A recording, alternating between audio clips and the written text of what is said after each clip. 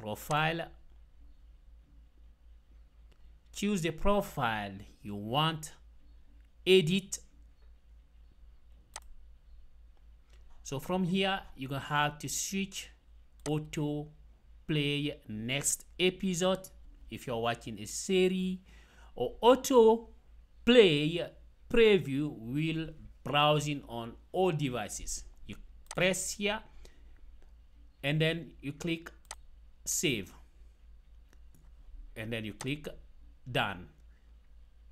Okay, so it very simple. As you can see now, it's not playing, you see. Okay, so this is how you stop autoplay on Netflix.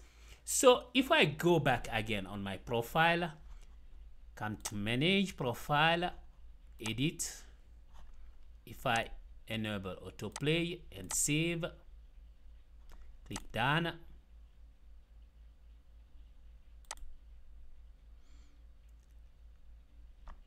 If I click on my profile, as you can see now, it's doing auto play. Okay, so this is how you stop autoplay on Netflix. I hope this video will help someone who is in need. Please don't forget to like the video and subscribe to my channel. Ciao.